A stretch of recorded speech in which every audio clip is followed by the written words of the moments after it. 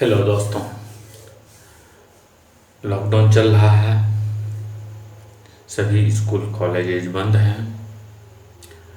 हमारे छात्रों की भी पढ़ाई बाधित हो रही है।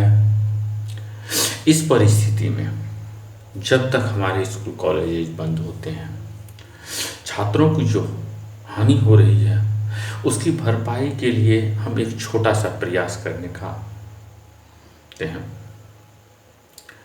हम चाहते हैं कि इस लॉकडाउन की परिस्थिति में इलेक्ट्रॉनिक मीडिया के माध्यम से हम कुछ छोटे छोटे टिप्स बनाकर आप तक पहुंचावें, जिससे कि आपका अध्ययन भी हो और आपका मन भी लगा रहे। हम जानते हैं कि 1 से लेकर के 9वीं कक्षा के छात्रों को प्रमोट कर दिया जाता है अगली कक्षा के लिए, लेकिन 10वीं कक्षा जो हमारी बोर्ड की एग्ज़ाम होती है वह एग्ज़ाम अपने समय पर होगी ही, और आपको पूरे के पूरे सिलेबस का अध्ययन करना भी आवश्यक हो जाता है। ऐसी परिस्थिति के लिए जब हमारे पास समय कम हो और मेहनत ज़्यादा करना पड़े, इसीलिए हम ऐसे समय का उपयोग करना चाहते हैं जिससे आपका के समय का सदुपयोग भी हो जाए, आपको मन लगा हुआ भी रहे और आपका कुछ अध्ययन भी हो जाए। इसके लिए बोर्ड की एग्ज़ाम की प्रिपरेशन को देखते हुए हम जीव विज्ञान की का अध्ययन करने का प्रयास करते हैं। इसके माध्यम से तो हम यह नहीं कह सकते हैं कि आप पूर्ण रूप से इसको जान लीजिएगा, समझ लीजिएगा, सीख लीजिएगा, लेकिन इतना ज़रूर है कि देखने के बाद एक गाइडलाइन आपको मिल जाएगा कि हमको किस प्रकार से कार्य करना है। तो चलिए, हम समय अधिक न लेते हुए हम अपने मुद्दे पर आते हैं। हम लोग 10वीं कक्षा के जीव विज्ञान का अध्ययन करते हैं। हमारा पहला चैप्टर है जैव प्रक्रम। लेकिन जीव विज्ञान का अध्ययन करने से पहले हम सबसे पहले जीव विज्ञान के बारे में थोड़ा सा जानने का प्रयास कर लेते हैं कि जीव विज्ञान क्या है। विज्ञान की वह शाखा जिसके माध्यम से हम जीवों का, उसके अंतर्गत जंतु भी आते हैं और पादप भी आते हैं, हम उसका अध्ययन करते हैं। उस शाखा को, विज्ञान की उस शाखा को हम जीव विज्ञान कहते हैं। अब सवाल यह उठता है कि इसमें हम लोग जंतु का भी अध्ययन करेंगे और पादप का भी अध्ययन करेंगे। तो हम कुछ जो आप छोटी कक्षाओं में पढ़ चुके हैं उसकी तरफ जाने का प्रयास करते हैं कि जीव है यानी कि सजीव है, तो सजीव के कुछ लक्षण भी होते हैं, जैसे सेल्फ मूवमेंट करना, अपने आप में गति करना, प्रजनन करना, श्वसन करना, उत्सर्जन करना, कंट्रोल एंड कोऑर्डिनेशन, नियंत्रण और समन्वय स्थापित करना। ये सारे के सारे सजीवों के प्रमुख लक्षण होते हैं। चलिए, अब चलते हैं हम लोग जैव प्रक्रम के पास में। जैव प्रक्रम क्या है? अंग्रेजी में इसको कहते हैं लाइफ प्रोसेस। लाइफ मतलब जीव, प्रोसेस मतलब एक प्रक्रिया, यानी कि जीवन की प्रक्रिया क्या है। जीवन की प्रक्रिया को हम समझने के लिए हमें यह ध्यान देना होगा कि हम दैनिक रूप से किन किन चीज़ों का उपयोग करते हैं जिसके सहारे हम लोग जीने का प्रयास करते हैं। हमें सबसे प्राथमिक जो हमारी आवश्यकता होती है वह ऑक्सीजन की होती है, यानी कि श्वसन की होती है, हमारे भोजन की होती है। तो ये सारी की सारी प्रक्रियाएं जो हम लोग निरंतर करते हैं, जिसके बिना हम जीवित नहीं रह सकते हैं, वो सारी की सारी प्रक्रियाएं जो है जैव प्रक्रिया कहलाती है। परिभाषा अगर हम यह दें कि वो सारी प्रक्रियाएं जिससे जीवों का अनुरक्षण होता है जैव प्रक्रम कहलाता है, तो अतिशयोक्ति नहीं होगी, क्योंकि जिससे हमारा मेंटेनेंस होता है वही हमारा जैव प्रक्रम होता है। अब हम लोग आते हैं कि ये सामान्य जैव प्रक्रियाएं है क्या क्या। पोषण हमारी सामान्य जैव प्रक्रियाएं हैं, श्वसन हमारी सामान्य जैव प्रक्रियाएं हैं, परिवहन, उत्सर्जन, नियंत्रण एवं समन्वय, जनन, जैव विकास, ये पूरी की पूरी पुस्तक के जो अध्याय हैं आपके, ये सारे के सारे जैव प्रक्रम हैं। ये सारे के सारे जैव प्रक्रम के अंतर्गत ही आते हैं। अगर हम यह कहें कि इस कक्षा में हम पूरी की पूरी जैव प्रक्रम को ही पढ़ेंगे, हम अपने जीने की कला को ही पढ़ेंगे, तो अतिशयोक्ति नहीं होगी। अब इस जैव प्रक्रम के अंतर्गत सबसे प्रथम बिंदु आता है हमारा पोषण। पोषण किसको कहते हैं? पोषण जिससे हम पोषित होते हैं, जिससे हमारा पोषण होता है, यानी कि भोजन। तो भोजन पोषण कहलाता है सामान्य शब्दों में। पोषण की परिभाषा अगर देखा जाए तो पोषण की परिभाषा होती है भोजन को अंतर्ग्रहण, यानी कि ग्रहण करना, अपने अंदर डालना, भोजन को अंतर्ग्रहण करके उसके उपयोग करने की प्रक्रिया जो है सो पोषण कहलाती है। भोजन को अंतर्ग्रहण कर उसके उपयोग करने की प्रक्रिया पोषण कहलाती है। पोषण शब्द की उत्पत्ति जो है वह पोषक शब्द से हुई है। हम लोग पिछली कक्षाओं में पढ़े हैं कि पोषक तत्व कितने हैं: कार्बोहाइड्रेट, प्रोटीन, वसा, विटामिन, खनिज लवण, जल, रफी, ये सारे के सारे पोषक तत्व हैं।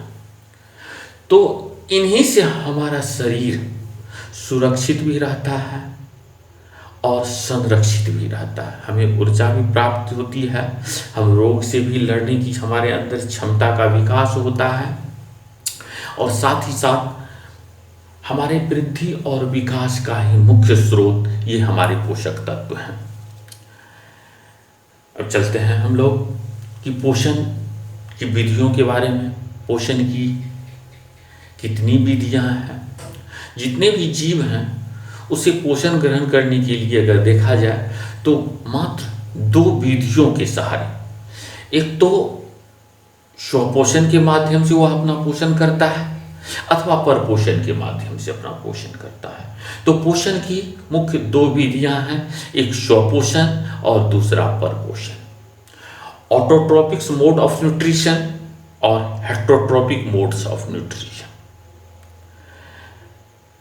अब बारी बारी से अगर हम इसका अध्ययन करें तो हम देखते हैं कि स्वपोषण क्या है। स्वपोषण जैसा कि नाम से ही स्पष्ट है, स्व मतलब अपनी आप, सेल्फ। पोषण यानी कि पोषण प्राप्त करना, यानी कि अपने आप पोषण प्रदान करना स्वपोषण कहलाता है। पिछली कक्षाओं में हम लोग शायद पढ़े थे कि ऐसे जीव जो अपना भोजन स्वयं से तैयार कर लेते हैं वह स्वपोषी कहलाते हैं। तैयार करने के लिए तो हमारी माँ बहन भी भोजन तैयार करती हैं, हम भी तैयार कर सकते हैं। क्या हम स्वपोषी हैं? नहीं, हम लोग किसी दूसरे के बने बनाए हुए भोजन को पुनः पकाने का प्रयास करते हैं। यह तो संक्षिप्त परिभाषा हो गई हमारी कि वैसे वह प्रक्रिया जिसके माध्यम से जीव अपना भोजन स्वयं संश्लेषित कर लेता है, स्वपोषण कहलाता है। अगर इसके थोड़ा सा इसके को प्रकाश डालने का प्रयास हम अगर करते हैं तो हम यूं कहेंगे कि वह प्रक्रिया जिसके माध्यम से जीव कार्बन डाइऑक्साइड और जल का उपयोग करते हुए अपना भोजन स्वयं संश्लेषित कर ले, वह प्रक्रिया जो है सो स्वपोषण कहलाती है। और जो जीव इस प्रकार के पोषण की प्रक्रिया को करने में सक्षम होते हैं वो जीव स्वपोषी कहलाते हैं। तो स्वपोषण और परपोषण, स्वपोषण और स्वपोषी। स्वपोषण एक प्रकार की प्रक्रिया है, स्वपोषी एक प्रकार का जीव है। जो जीव अपने से कार्बन डाइऑक्साइड और जल की सहायता से पोषण प्राप्त करने की क्षमता रखता है वह स्वपोषी कहलाता है।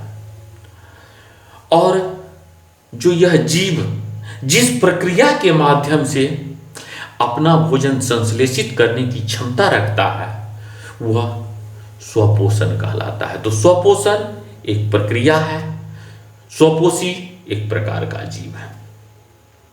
तो स्वपोषण के अंतर्गत आने वाले जीव मुख्य रूप से हरे पेड़ पौधे हैं या कुछ प्रकार के बैक्टीरिया भी होते हैं जिसे स्वपोषी जीवाणु कहते हैं।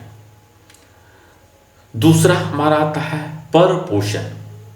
जैसा कि नाम से स्पष्ट है, पर मतलब दूसरे से, पोषण यानी कि भोजन प्राप्त करना। जो जीव दूसरे से भोजन प्राप्त कर लेते हैं परपोषी कहलाते हैं। और जो जीव दूसरे से भोजन प्राप्त करने की प्रक्रिया के द्वारा, या अगर यूं हम कहें कि वह प्रक्रिया जिसमें जीव अपना भोजन स्वयं संश्लेषित नहीं कर सकता है वह प्रक्रिया परपोषण की प्रक्रिया कहलाती है। और वैसे जीव जो अपना भोजन कार्बन डाइऑक्साइड और जल की सहायता से संश्लेषित करने की क्षमता नहीं रखते हैं वैसे जीव परपोषी जीव कहलाते हैं। तो परपोषण भी एक प्रकार की प्रक्रिया हो गई, जबकि परपोषी एक प्रकार का जीव हो गया। परपोषण भी विभिन्न प्रकार के होते हैं। तो मुख्य रूप से परपोषण के 3 प्रकार होते हैं, या यूं कहें कि परपोषी भी 3 प्रकार के होते हैं। यानी कि वैसे जीव जो दूसरे पर निर्भर होते हैं भोजन के लिए वो 3 प्रकार के होते हैं। एक है मृतजीवी पोषण, दूसरा परजीवी पोषण और तीसरा प्राणी संपोषण। बारी बारी से हम लोग अध्ययन करते हैं। मृतजीवी पोषण, जैसा कि नाम से स्पष्ट है, इसको अंग्रेजी में कहते हैं सेप्रोफाइटिक न्यूट्रिशन। सेप्रो का अर्थ होता है टू रोटेन, रोटेन मतलब सड़ा हुआ। हिंदी में भी है मृतजीवी यानी कि मरे हुए पर। तो ऐसे जीव जो मरे हुए जीव जंतुओं पर निर्भर होते हैं, अपना पोषण करते हैं, मरे हुए जीव जंतुओं से अपना पोषण प्राप्त करते हैं, वो जीव मृतजीवी कहलाते हैं। जैसे जीवाणु, अगर कोई जीव जंतु मर जाए तो वो जीवाणु जो है और कवक उसको मिलकर के ग्रहण कर लेता है। तो मुख्य रूप से मृतजीवी जीव जो हैं जीवाणु और कवक हैं, मुख्यतः जो मरे हुए पर अपना जीवन यापन करते हैं। दूसरा आ जाता है हमारा परजीवी। पर मतलब दूसरा, जीवी मतलब जीवन यापन करना। तो वैसे जीव जो दूसरे के ऊपर अपना जीवन यापन करते हैं। एक अगर उदाहरण अगर दूं तो आप ध्यान में लाइए, एक अमर बेल होता है जिसको कसकटा कहते हैं। पेड़ों की झाड़ियों के ऊपर में वह पाया जाता है, हरे रंग का होता है, हरे हल्के पीले रंग का होता है, जिसके पास में जड़ नहीं होता है। वह उसी पौधे से रस प्राप्त करके अपना जीवन यापन करता है। तो यह दूसरे जीव के ऊपर में उसको बिना मारे उससे अपना पोषण प्राप्त करता है। और अन्य उदाहरण भी हैं, जैसे हमारी बालों में जू होता है, मवेशियों के ऊपर में जो उसको उसके रोए में पाया जाता है किलकी, या हमारी आंतों में पाया जाता है पिनवर्म हो या राउंड वर्म हो या अन्य जितने जो भी वर्म हमारे आंत में पाए जाते हैं, ये सारे के सारे परजीवी हैं। अब नेक्स्ट आता है हमारा प्राणी संपोषी। ऐसे जीव जो तरल अवस्था में अथवा ठोस अवस्था में अपने भोजन ग्रहण करने के तरीके के अनुसार से भोजन ग्रहण करता है, वैसे जीव प्राणी संपोषी जीव कहलाते हैं। यानी अगर यूं कहे कि भोजन ग्रहण करने का तरीका तरल अवस्था में हो अथवा सॉलिड अवस्था में हो, तो वो प्राणी संपोषी कहलाता है। दूसरे अर्थों में अगर कहें प्राणी संपोषी को, अगर उसके सटीक परिभाषा की तरफ अगर जाएं,